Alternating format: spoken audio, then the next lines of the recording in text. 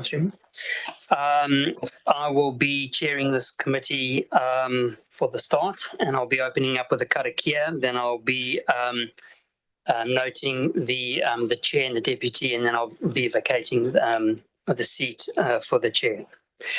Tuia ki runga, tuia ki raro, tuia ki roto, tuia ki wahu, tuia te here tangata, ka ronga te pau, ka ronga te au, umi e, hui e, tai ki e. As noted, there's a resolution on the screen. I will take that as read. That is just a formality to appoint Councillor Kit Mailing as the chair of the NRS to the NRSBU, and Councillor Tim Skinner as the deputy. Can I have a mover, please? Thank you, Councillor Pakipaki. Can I have a seconder, please? Thank you, Councillor Woods. All those in favour, please say aye. Those against? Carried. Thank you. The chair is yours.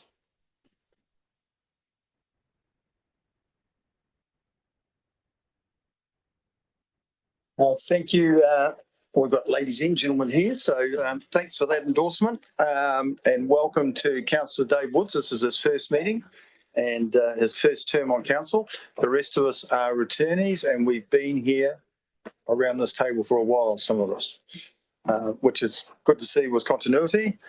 And right, run sheet, we've got no apologies. Welcome talent, flown in from Brisbane. Make sure that you don't miss that flight with Richard this afternoon, because he's got a plane to meet. And you're going to the same one as well? All right, so none of you are going to miss that plane. No, we cannot miss it. And if the traffic is bad, Nelson City Road, so that's fine. Okay, so we've got no apologies, and we've got this meeting, which we should get through relatively straightforward, and then we've got a workshop that we're going to kick into straight away afterwards, because there are new standards facing us for wastewater, which was passed before Christmas. So the order of business, there's no changes. Does anybody have any interest to declare? No? Public forum? None. And just remember that we're being live streamed, are we not? Right. I do have to get reminded of that occasionally. And we're now called the Sewerage Committee, Joint Committee, not the business unit. I think the mayor's changed that, but it doesn't affect what we do or how we operate. So we'll now go to the manager's report and Mr. Clark, and then I'm sure there'll be some questions. Thank you. Through the chair, I'll take the report as read. In terms of operationally, the the wastewater treatment plant has been running well. We've had one reasonably significant, and from a financial perspective, issue from a whole health and safety or other perspective. It's the crane truck was damaged during a lift, and it bent the boom on the crane truck. It turned out that the overload switch wasn't working effectively. So that's being looked after by our contractor as the part of the agreement that we have with the contractor, that they maintain and service and insure it. So it's not affecting us ourselves, but we're out of a crane truck. More importantly, it sends a worrying trend to me about how that would happen, because there could be some significant more health implication if it was to, something like that was to happen and cause an injury because of the overloads that weren't working. So it's something we're working on with our contractor at the present time, and we're working with them in terms of the insurance claim for that. The insurer has written off the truck, is our understanding, and so we'll now be in a position where we have to essentially replace it at the insurance cost at that point. It's not a specific cost to us, but so obviously that's from my perspective a fairly significant thing. We've had 6 odour notifications during to the end of December in regard to principally the biosolids disposal on Rabbit Island, and there's basically it's signalling to us that we are having an increasing issue with the use of Rabbit Island and the the increasing population around the estuary that odours are becoming a larger issue. So it's something that we have to keep an eye on and work towards having a resolution or having some sort of alternative method of disposal potentially in the future. And we'll talk about that a little bit later in our workshop. Another significant thing that happened during the period was the Water Services Environmental Performance Standards coming in, and obviously that has a significant bearing on the potential costs for upgrading or for changing the wastewater treatment plant at the end of our current consent period. So we currently got a consent until 2040, but the discharge standards for the estuarine environment are significantly different to what our current consent allows under those water performance standards, or wastewater performance standards.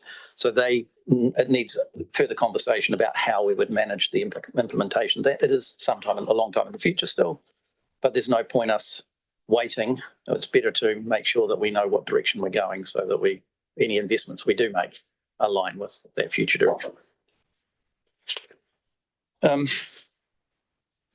In terms of finances, everything is running well. There's one correction to be made. So in my summary in clause 3.5, I made a mistake. I've said over budget where it's actually under budget in terms of maintenance costs. We are currently under budget by about $120,000 for the overarching costs. And in total, we're about $540,000 ahead of budget, as in better. Now, it's important to remember that the way that our finances are split, some of it's fixed revenue and some of it's operational or variable revenue. And our fixed revenue is actually down under budget by 800 and something thousand. Our variable revenue is up. But the implication of that is that the return to our shareholders is less than budget, and you shouldn't expect the rebate. But the wash up at the end of the year from the variable would compensate, and the councils as users would expect a rebate, as would the industrial users of the facility. So overall, we are ahead of budget. So I don't think there's anything. Well, actually, one other good news item. At the end of the year, we were working towards getting some additional land application consents in to try and get them established before the wastewater environmental performance standards came in, and we managed to get one of those, the one for for Bell Island, through the necessary planning processes, so that would be grandfathered through and would be processed under the RMA rather than to be analysed against the new water environmental performance standards.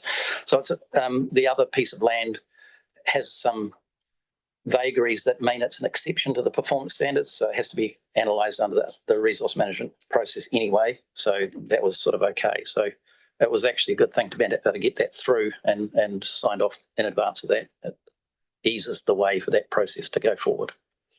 So on that note, is there any questions? Well, I've got a couple, but I'm sure there's some around. So Councillor Woods. Yes, thank you, Super Chair. Can you just illuminate us a little bit around the difference between the variable and the fixed cost, what that relationship means? Yeah, so the way that the regional sewerage business unit works is it essentially, when it was set up in 2000, it was set up to try and separate the ownership from the usership of the business unit, to separate the goals and aspirations of the owners and those of users, and to try and reduce the conflict of interest that came from owners, having who aren't users, or users who aren't owners. Principally because there are large industrial organisations that have an interest in using the facility. When it was set up, and two of us, I think, were around the table at the time, Philip and myself, to some extent, and basically what it said is that when we basically try to charge our customers a certain amount of money to cover the cost of capital plus a risk margin on the cost of capital for the purposes of being involved in the scheme. And that risk margin, I think, was 1.5% above the cost of capital. And so what happens is we basically bill the customers a certain amount of money plus a margin, and then that money essentially comes back and gets rebated to the two councils. So that's one piece of the billing, and that relates to essentially how much you use or how much of the capacity you want at the facility. The second piece of billing relates to the variable, how much you actually use of the facility. So that changes on a daily or a weekly or a monthly basis. If you discharge a lot, we obviously charge you more because you discharged a lot. If you discharge less, we charge you less. And overall, that pot of money, the variable, has to cover the operational costs of the facility. And then at the end of the year, if we've undercharged, there's more waste or more cost, then each customer would get a bill to top it up to zero. Then if we've overcharged, which is the case at the moment, then they would get a rebate back. And so every year that's zeroed out, and we start again the next year at zero and try and essentially run a system that has a wash up, essentially. Obviously, customers don't like at the end of the year to get a bill. So we're trying to keep that at zero as close as we can. For all of the good planning and forward projections we do, we almost never get it at zero. It's always somewhat up or somewhat down. We try to limit the size of that as best we can, but yeah, there are things that go wrong or things that go right. Thank you. Just one additional. So what would be the primary reason for the fixed cost undershooting by the 800K? So it's actually a fairly simple answer, but I mean, the accountant can answer it even better than I can. Basically, it's when we do our business plan and do our forward projections, we look at the interest rate at the time, and we put our budgets forward at the interest rate at the time. And then when we get to the start of the financial year, we actually fix it. Then there's a difference between the interest rate at the time we did our budget versus the time we actually fix that interest rate. And basically that sets the amount that we can charge based on what the actual interest rate is. And it's a known thing from the first quarter. It's always going to be running the same trend for the year, backwards or forwards. And again, the accountant can probably give it slightly more technical terms, but that's essentially what it is. Yep. Mr. Wilson.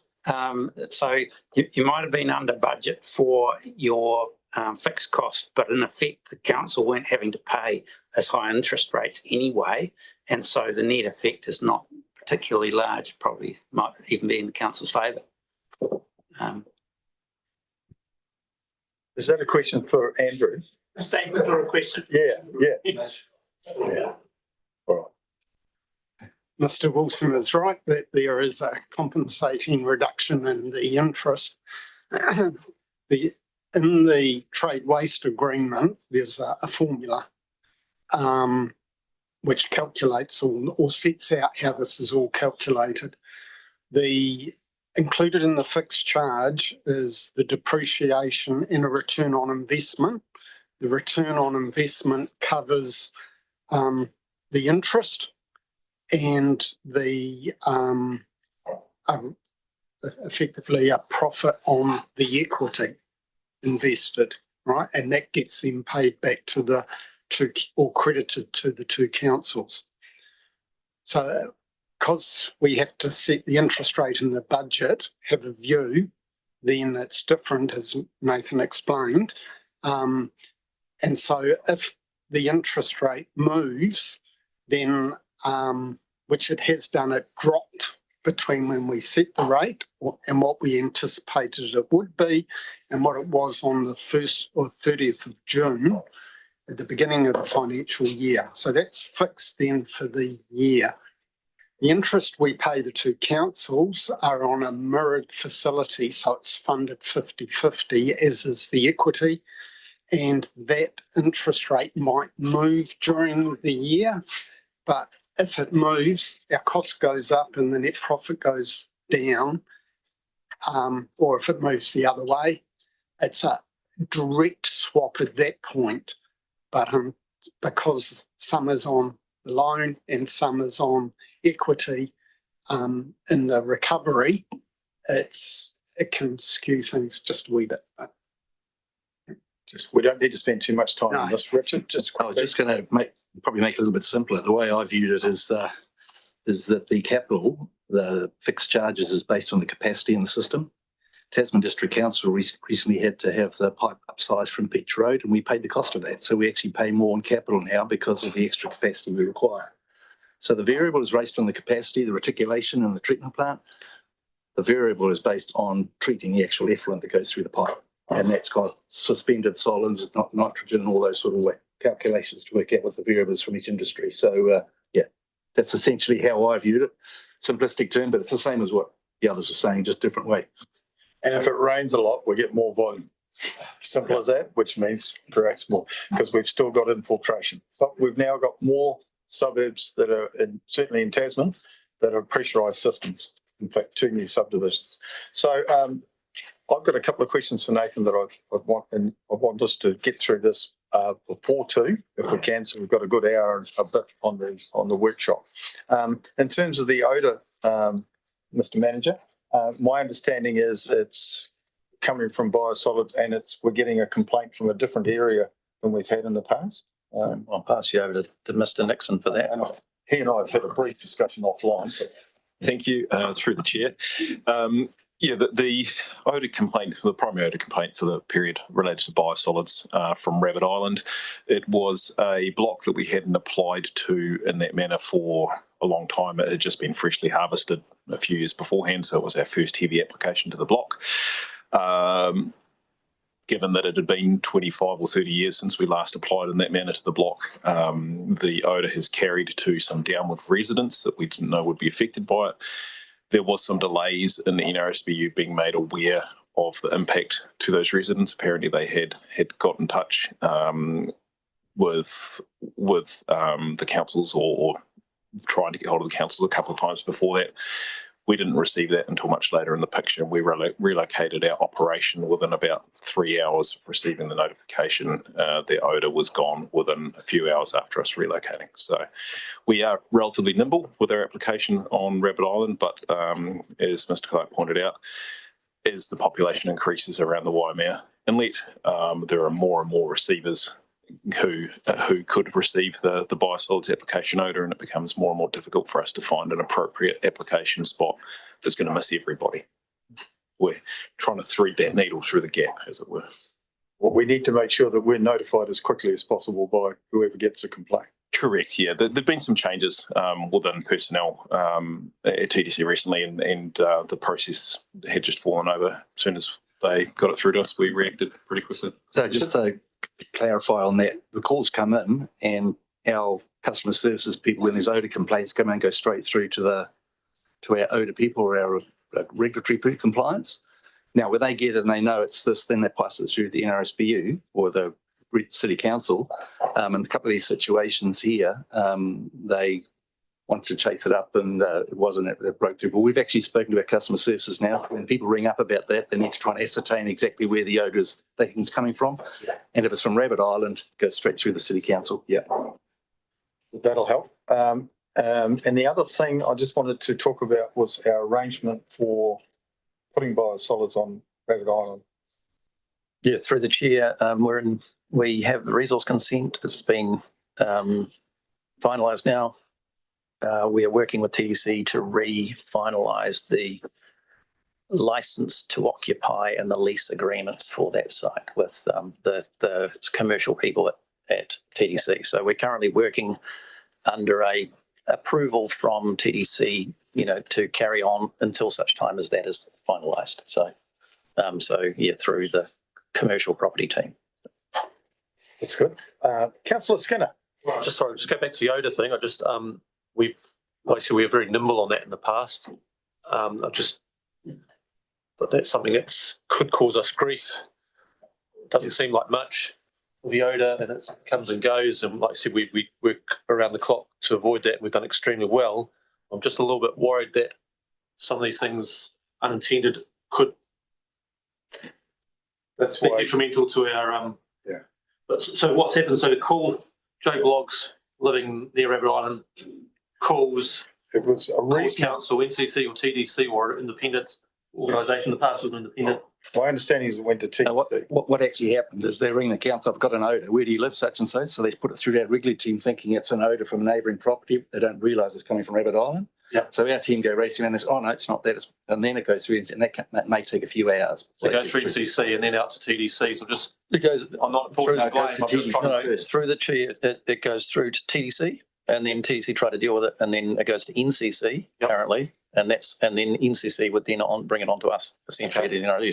The intent was that it would go to TDC, and then if they identify where it was, and it comes straight to us So at the that point. issues of ping pongs between the two councils before getting to the right people, is that what's happening? There is No, a it's possibility. it's just a misunderstanding on where the odour originates, because Okay. we have odour people within our regulatory team that when odours come in, they go out and check, and it could be all sorts of I see. things. So And so there's a confusion about what the odour is. Okay. Yeah.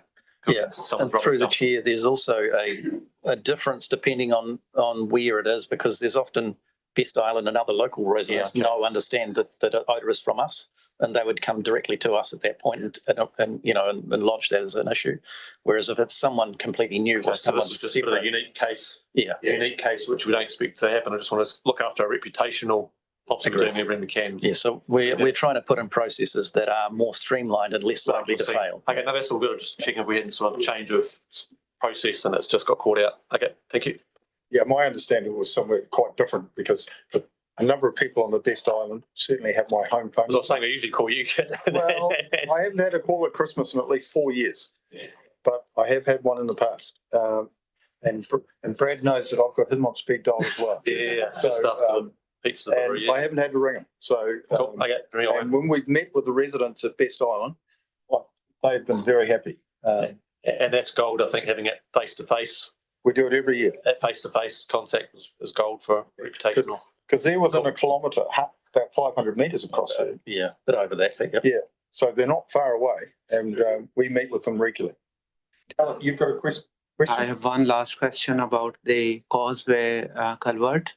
If you can please tell us the status, how it's impacting operations, and what is the temporary and permanent solution? So Okay. through the chair, we obviously identified an issue. We then had when we were doing some renewals on it, we doing some crack injection and stuff to try and keep it in a good condition. We had a structural assessment done on it, principally because there was the likelihood of some large loads coming in from for the solar array being built, etc. in the future. That then came up and said that the structural assessment was at 70% of the highest, the transport, normal transport stuff, which was actually significantly lower than we were expecting. That actually did affect our operations. We couldn't take over full trucks over the causeway. We adjusted the way you drive over the causeway to make sure that people had the shortest distance across it to reduce the stresses, change the speed. When we were bringing on things like the biosolid or the sludge from the Nelson North plant, we were accepting that. We couldn't actually drive a full truck across, so we had to decant parts of those. So it was actually quite costly to not only ourselves, but to Nelson City in that activity. We got a second opinion done on that structural assessment, and that was different, as they always are. And so we had to then try and understand what the implications were. Both of them were below the full traffic loading, but different amounts below. So we then went and then got a design done for a short-term fix, which is basically reinforcing beneath the structure with some I-beams, and then attaching two layers of the structure together so that the shear connection is better. And the truth is that one of the long-term elements of the thing is part of our forward discussion with the joint committee about what we should do, how much we should spend. Should we just replace the current structure in its existing form, or should we try and build back better? We know that sea level rise, or we think the sea level rise is going to come. Should we consider that in any future? So that right at the present time, we have a short-term to medium-term fix that make it safe to get back to Class 1 loadings, but we don't have a long-term plan solidified at this time. So that's something that the joint committee will have to have input into, because it would obviously be a fairly significant cost if we were to change that significantly. Thank you. So Yep. What's the timeline for considering those options which you have just laid out? So part of the activity management plan would include funding for whatever long-term option is. So the time frame is, the preparation of the activity management plan. Thanks. Councillor Paki, have you got a question? Kia ora, Mr. Chair. I've got a couple of general business ones to ask later on, but it's just occurred to me that I was reading the agenda the other day. I guess probably for Nathan's point of view, the question, like going back to the incident that you've highlighted, on review, have you discovered whether or not that was was it a calibration schedule?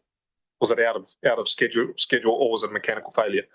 Our understanding was mechanical failure. We'd actually just had the entire crane system certified and redone, I don't know, less than 6 months before probably. So it wasn't something that we were expecting. An annual service may have picked it up. Yeah, the industry has some really good regulations around the equipment like that. So it's really, from my point of view, it's just reassuring that we've got, that it was an actual equipment failure rather than a process on our part. Yeah, so I think one of the things I need to check that it's the case, and Mr. Nixon will be able to tell you, we need to check that there is an effective pre-start process for using that equipment that checks that all the limit switches and stuff are actually working. And I don't think that we had an effective mechanism for that at the time. And I think that's where an improvement can come. I mean, any heavy machinery, you should be thinking about making sure that everything is in, how you should do your car as well.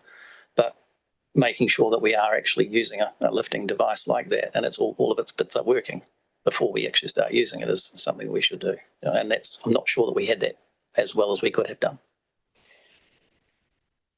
Yeah, I do have other questions, but we're going to have time for general. Well, business. not to do it all now, because then we'll finish this report, finish the meeting and start the workshop. So I'd like to try and get there by 2:45. Yeah, Mr. Chair, just I see that we haven't had an appointment this year for the Māori representation on the committee, and to be honest, in the last term, it was really only in the last period that we managed to even get that. Alec looks like he's getting ready for something. Yeah. He's going to the airport. It's got to be reaffirmed. I'll let Alec tell you about the process, because through the iwi chairs. That's the first one. I was just waiting for the question to finish. Sorry, I didn't want to interrupt you. Yeah, so the question is, what are we doing to sort of proactively assist in that? Because the weight of expectation, the weights that all of our council business puts onto the iwi chairs group and iwi across the board is can be quite cumbersome, I guess. And we just seeing what we can do to help that. So through the chair, this is one of the things that's high on my agenda, and I'm working closely with iwi. I am hopeful that I'll be able to bring a report to the next joint committee meeting, having endorsement from iwi as to a representative. But there's a process that I need to follow, but we are way through that process, and hopefully at the next meeting I'll be able to confirm that appointment, which will then go to each council for. Yeah, and in terms of sort of helping that along, if you need me to get involved as well, to assist where I can, I'm quite happy to act on that. To the chair, if we need assistance, we will. But I think we're on track on this one. It'll go quicker than last time. The last item, I guess, that I have, and I guess commendations to the team. Just looking at some of the report itself.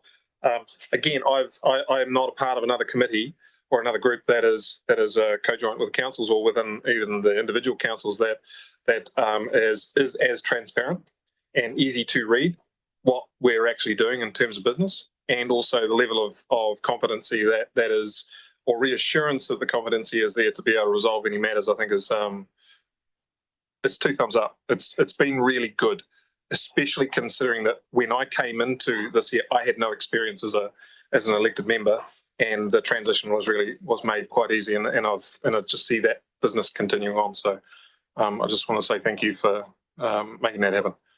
Thank you. All right, here's my gripe. Tuesdays. Having these meetings on Tuesdays, our Nelson City Council laws, the elected members have our days on Wednesdays and Thursdays, and we do have other civic duties throughout the week as they go through. I'm just wondering whether or not that I know that people always say that there is so many things to moving parts, but I sometimes look at my calendar and go, well, there's space there on the Wednesdays and the Thursdays to be able to actually have this meeting. So is there an opportunity to be able to extend into that? Because I'm just, from my point of view, I have a business to run. I actually need a job, part-time job, to pay my wages on top of my life. I second that request of similar concern, but I'm not wanted. I'll just say, not trying to disrupt Nelson the day. City Councillors don't know how busy they are, mate. Come to where we are. Well, we go 2 hours south of Collingwood, and I visited that area. It takes you 2 hours drive. We did an 8-hour road trip yesterday to just visit part of our districts. You guys can get to the end of your district in 20 minutes either way. So I think you're actually not badly off. But I'm sure the governance people will try That and argument accommodate comes from a fallacy of whataboutism. Through the chair, this isn't a competition, but we will try and work through a solution. I can understand it. This is our first meeting. Yep. We had them sometimes on Friday. I know we've got some councillors that don't come to meetings on Friday, some that don't come on Monday, some that attend all meetings by Zoom. So we will try and accommodate you, but I know that the schedule, particularly because we've got long-term plan work for both councils, are much heavier for this next 18 months than there will be in the last 18 months. I think what I can say is best endeavours, no promises. Our calendars have been set for the full year, but it is pretty tight at the moment, even for us. We've still got 2 more years of this to continue too, so I think it's a good thing. We'll try and fix it up for the next few years. Do what you can this year, and then we'll see what we can do. Thank you. Appreciate it. So are there any other questions of the manager? And I just want to indicate, this is going to be my last term on council. I have burnt my signs.